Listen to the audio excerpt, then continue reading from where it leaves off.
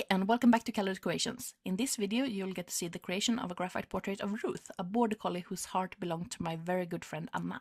It is fascinating how friendships can take root and grow. I have some friends I have actually never met in real life, but who still plays an important part of my life just the same.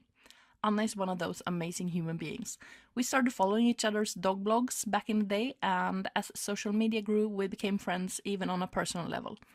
We don't just share the love for dogs, but also a blooming obsession over the Harry Potter universe, as well as being creative introvert twin souls. I was so happy when she commissioned me to draw this portrait of her beloved Ruth after she sadly passed away.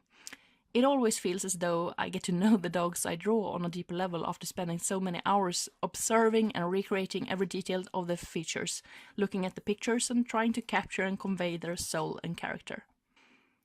As you can see in this video, I am using different kinds of pencils. I started off by using a mechanical pencil for making the outlines of what goes where, and then I moved on to using a pencil with fairly hard lead. I think it's a 4H pencil, something around that, to block in different values. Basically filling in the darkest dark. I really like the ways speed painting or work in progress pictures look when people start in one corner of a drawing and then work their way through the entire piece, but that's not for me.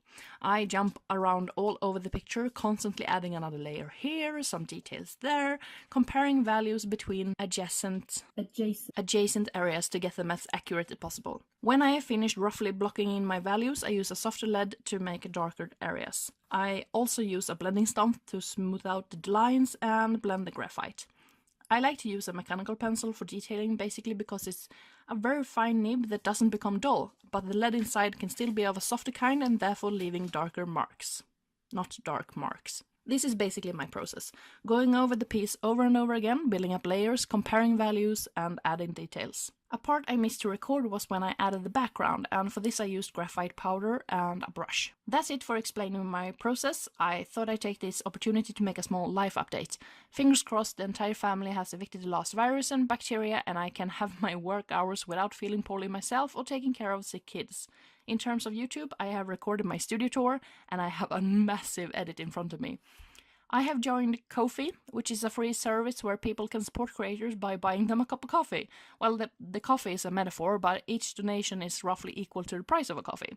If you want to support my work, especially now that my channel has been booted out of the partner program, I would be so grateful for any small donation. The money I get through Ko-fi will be used to help me make more videos and social media content. Ko-fi is similar to Patreon, but there is no monthly commitment, so it's just a one-time donation. Or several if you have more change to spare. Don't feel obliged in any way to give me any money, that is totally up to you. But now there is an easy way. Ko-fi uses PayPal to make the transaction. I have a link to my Ko-fi page in the description and on the channel banner. Fingers crossed, next week you'll finally get to see the art room tour. As I said, I have a massive edit to do before it's completed, but I'm really excited. I hope you all have a lovely day. See you in the next one. Hej då!